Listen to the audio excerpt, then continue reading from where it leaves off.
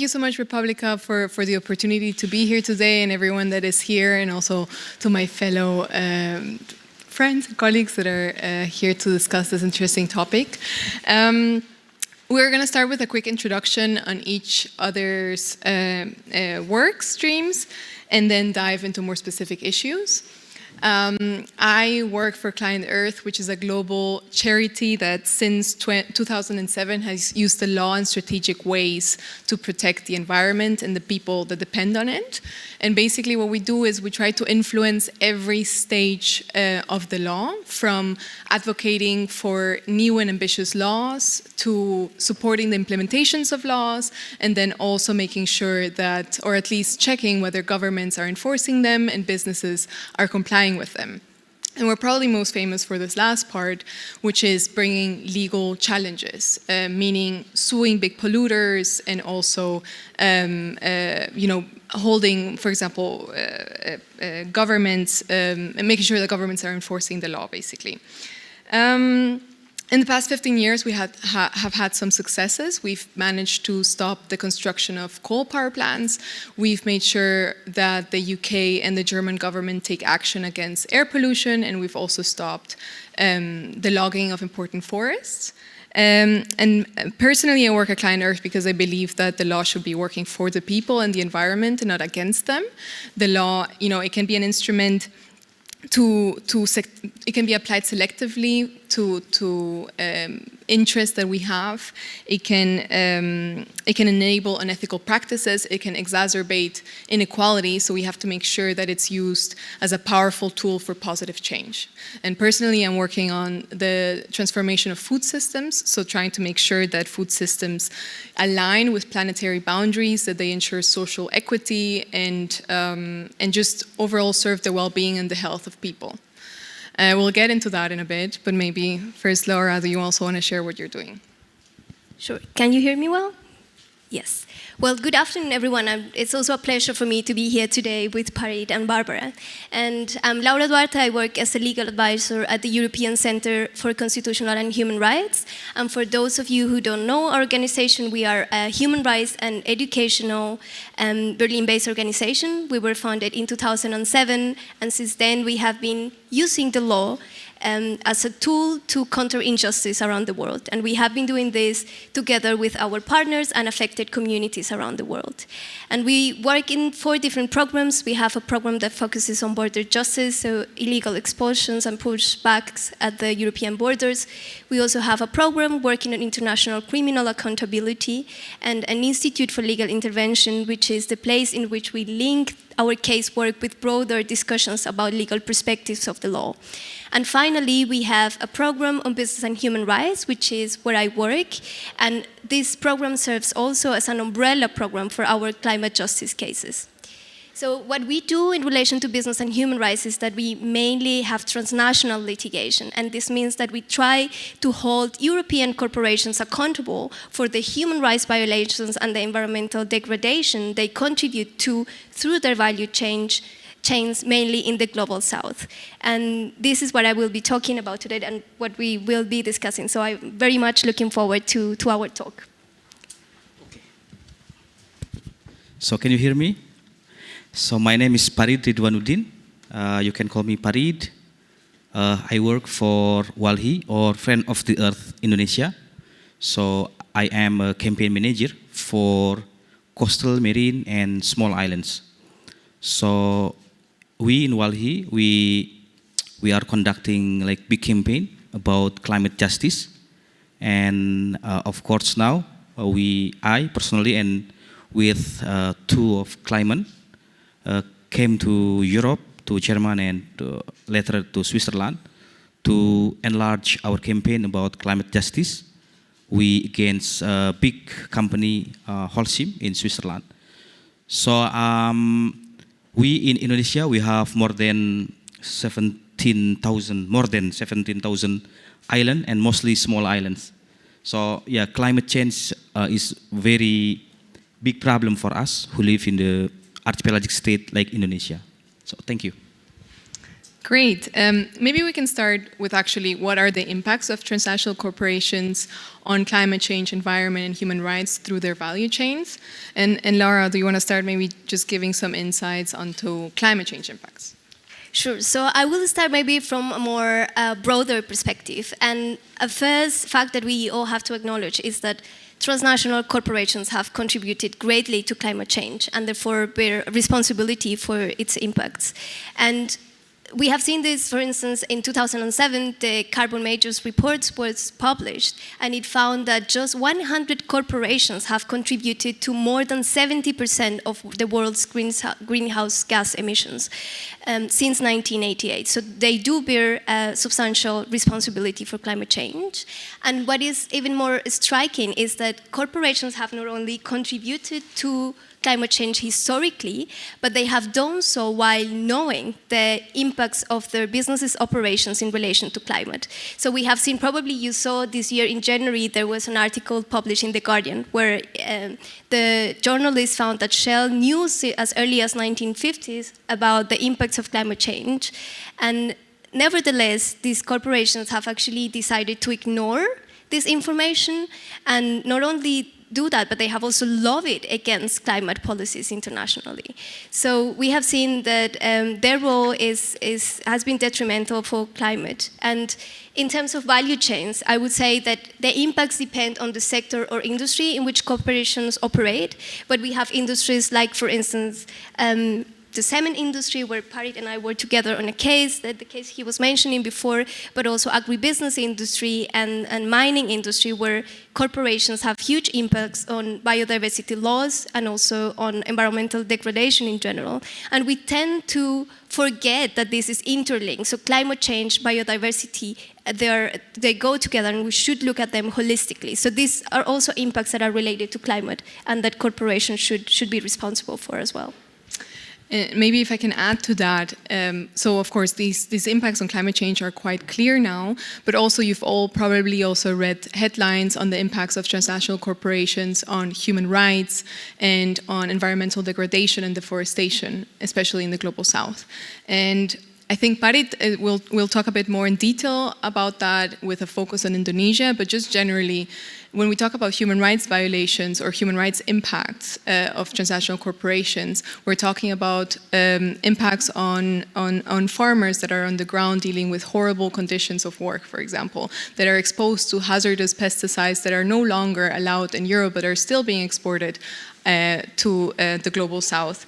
We're talking about communities that are being displaced or that are forcibly, removed, or their land is taken away from them to make space for large-scale plantations.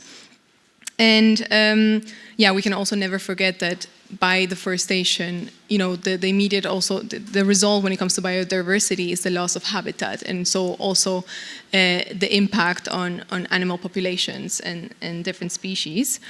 I think one thing I want to raise from like the demand side perspective is when we look, for example, in Germany more precisely, there's an initiative called Trace that did analysis on this, and they tried to basically quantify the amount of products that are linked to deforestation in the Global South. And they found that when you're looking at the deforestation that is linked to products that are directly imported into Germany, the size of deforestation, of tropical deforestation, is about the size of 2/3 of Berlin.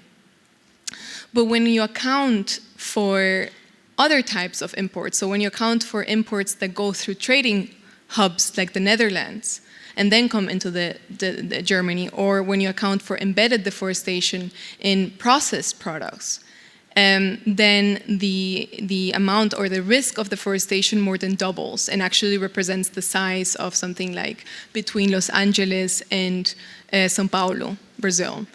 So this is just to show that we sometimes also underestimate the impact that we have because we're analyzing value chains in a way that is maybe more restrictive and not really accounting for this consumption lens that really shows to what extent what we are consuming here is linked to human rights violations or deforestation abroad.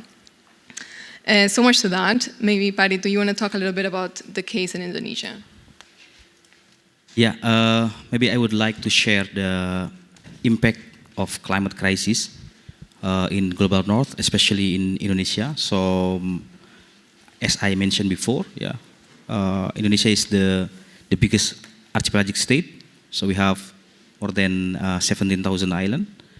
And now we note that 26 small island was disappeared.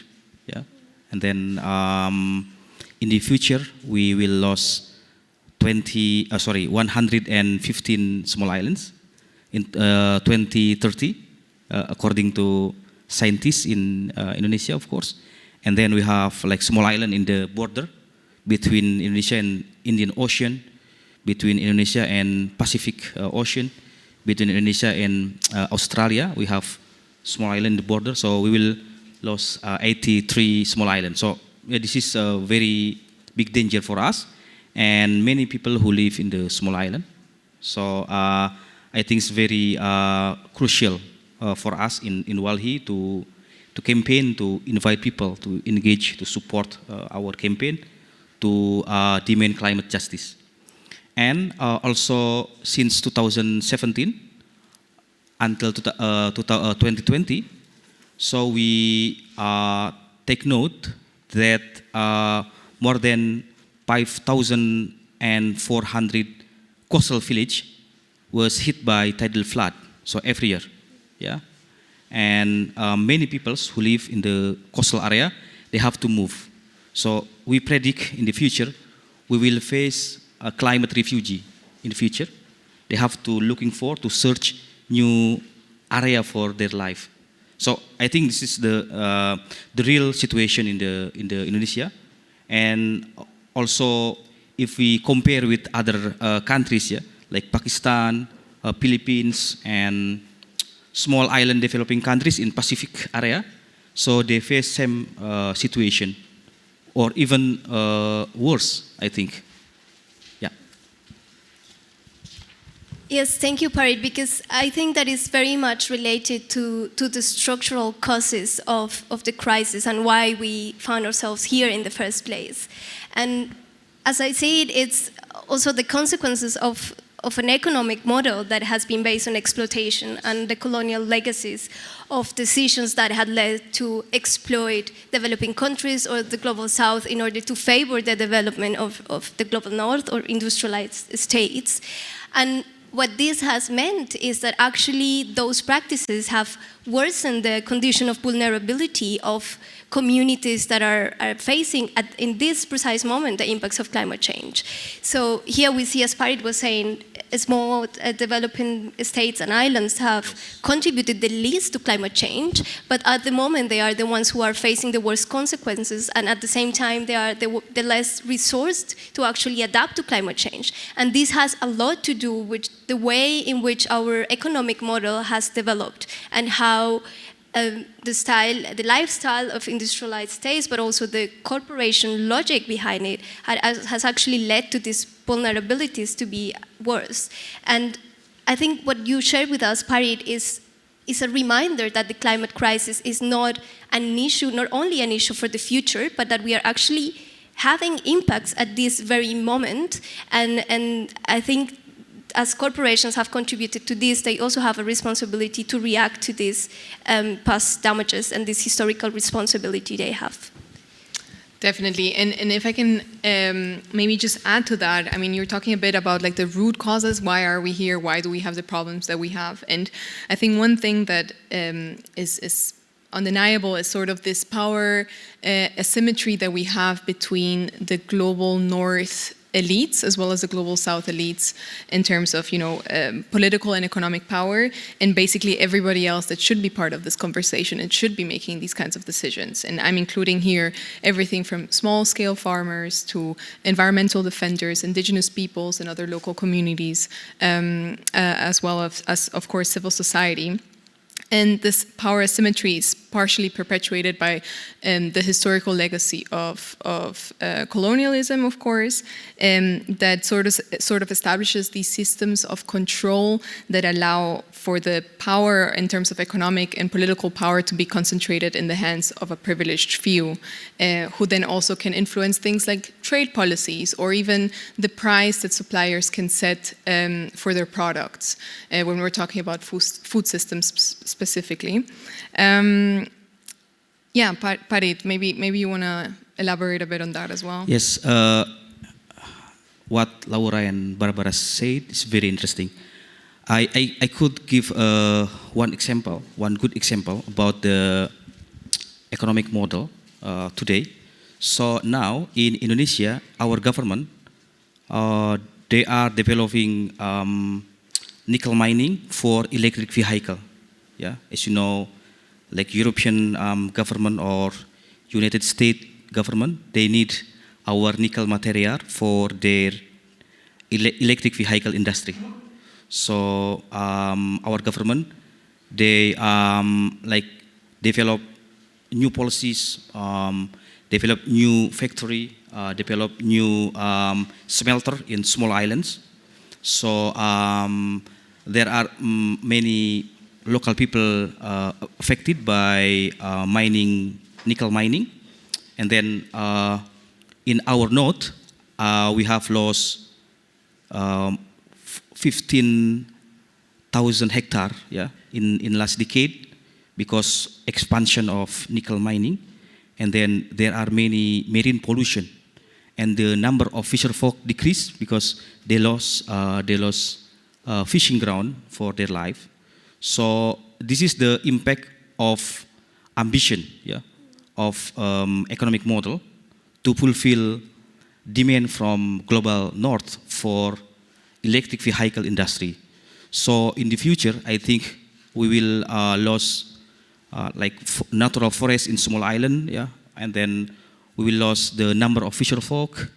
In Indonesia, we will lose many small islands because our government, they want to fulfill the demand of European industries, of United States industries, to fulfill Japan ambition industries. So this is the real situation in the ground, I think. I just give a good example what Laura said. Yeah, no, I mean, thank you so much, Parit, for giving a more concrete example of these issues that sometimes we also, you know, when we're talking to generally, we forget about what is really happening ultimately on the ground.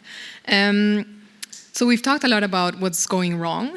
Maybe we can move on to like a wish list, or at least what is the kind of change that we want to see in transnational corporations to make sure that we are, you know, meeting our climate, biodiversity, and human rights goals globally. Do you want to say something about that, Laura? Sure. Yeah, so I think I would start by saying that I see the responsibility of corporations as twofold. So one, looking at the future, and that involves not only reducing CO2 emissions, but also making sure that corporations do not contribute to human rights violations and environmental degradation throughout their supply chains. And Barbara maybe will talk more about these obligations in a minute, which are due diligence obligations in principle. But I also think there is a responsibility that requires to look to the past. And as I was mentioning before, corporations have historically contributed to climate change. And there should be, and there are people who are actually suffering the consequences now. So there should be also a responsibility in relation to who compensates these people. And beyond that, I think it is also key to keep in mind that some of this damage is not compensated with money, which is the topic that we are talking in Republica these 3 days. So cash is not always enough because there are some damages that are simply not compensable. We cannot compensate them. So in that sense, one would also have to talk about an obligation to repair. And then here we have examples as, for instance, biodiversity laws or indigenous communities who have lost their sacred sites because of environmental destruction.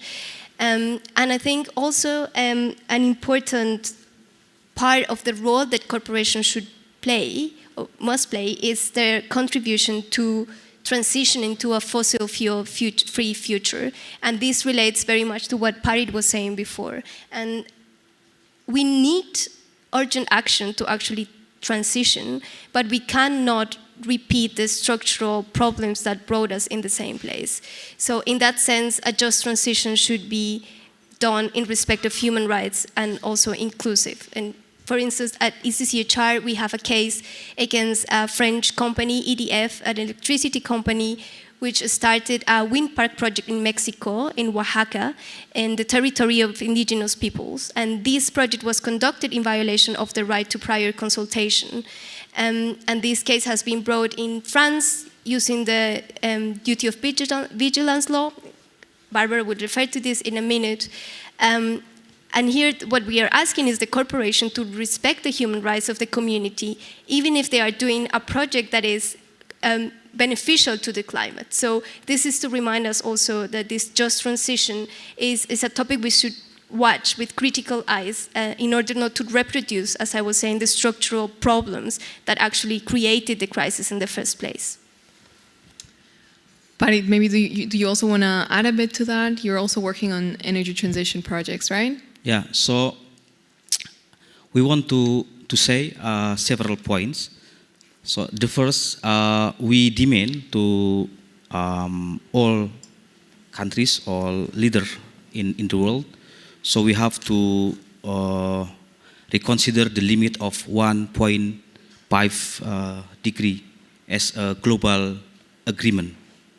And this is not non-negotiable, because if we break, if we destroy the limit above 1.5 degrees, will become big disaster for all of us in the world. And then the second, I think European public is very strategic to influence people in the world. So I invite people in the European, especially in Germany, to also to raise our campaign about climate justice, especially about the corporate accountability.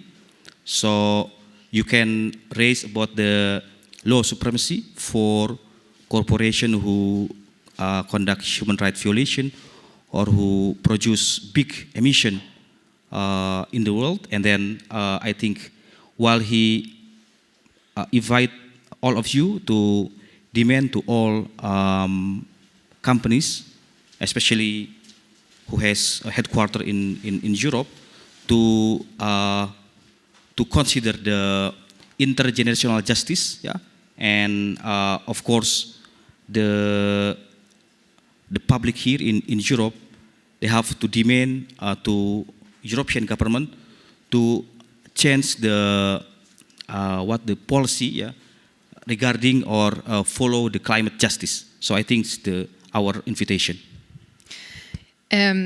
Yeah, I think, I mean, I definitely agree with you. And it fits nicely to the next point I wanted to make, because I think we all agree here that the private sector or like transnational corporations play a really important role in terms of, you know, if they don't play their role, if they don't adhere to environmental and social standards, we will fail to address the climate and biodiversity crisis. And I think part of the problem has been so far that we have relied on voluntary commitment. So we've basically relied on corporations making pledges of things that they will change, but not having actual obligations to uphold. And in recent years, this has become more and more clear that the effectiveness of these kinds of pledges are limited, and that we need these kinds of mandatory obligations and just greater accountability. And we've seen this in Europe. We've seen this at the European level with the adoption of the European deforestation law, as well as the Corporate Sustainability Due Diligence Directive that is now entering the last stage of negotiations. And both these instruments really have the potential to contribute to this kind of change and just make sure that there's also a level playing field in terms of what corporations can and cannot do. And I mean, we have limited time now. I'm saying like a 5-minute reminder, but the one thing I want to say about the deforestation law is that it really represents a sort of paradigm shift from voluntary commitments and voluntary pledges to really, establishing that we need market practices to change, and that corporations no longer, can decide what they do. Now we really recognize that the respect for nature and people goes at least on par with trade, and I think that is quite important. I don't know if you guys want to add anything in terms of the developments that we're seeing now as well. Yes, I think, as you said, these developments are, of course, a positive step, but what we would really emphasize is the importance that the interpretation of these laws actually include the demands of the people who are suffering the consequences of climate change and in general the violation of their human rights. So this is a chart, this is what we are trying to do through our legal interventions, using the law as a tool that is one of the tools that within a broader framework of political and social struggles. So, for instance, we have been working with Friends of the Earth Indonesia, with Parade, and if you are here at Republica on Wednesday morning, we will be talking more about a case that we have supported them for plaintiffs from Indonesia, one fisherwoman and 3 fishermen against the cement company Holcim in Switzerland, asking the corporation to pay for compensation for loss and damages on the island and also to reduce their CO2 emissions. So what we are trying to do is to actually bring the demands, the voices of those affected to European fora in order to hold corporations accountable. So I'm really happy that we have Parade and also 2 of the plaintiffs in Berlin now, and they will be here also at Republica, and we can further this conversation there. Enough from me. From my side, it's enough. Okay, great. I mean, I think that is a really good place to end this conversation. We believe that strategic litigation, so what Laura was talking about is really strategic litigation. It's these kinds of cases that we can bring forward that have the potential to create legal precedents, but also to influence public opinion, and more than anything, to bring about systemic change that goes beyond, the immediate parties that are involved in a case. Do you have any last words that you want to share with our audience today in terms of what we can do as citizens, what we can do as consumers? Yeah, I think that engaging in these conversations is important, and also being aware of the way in which our policies and also laws are being implemented.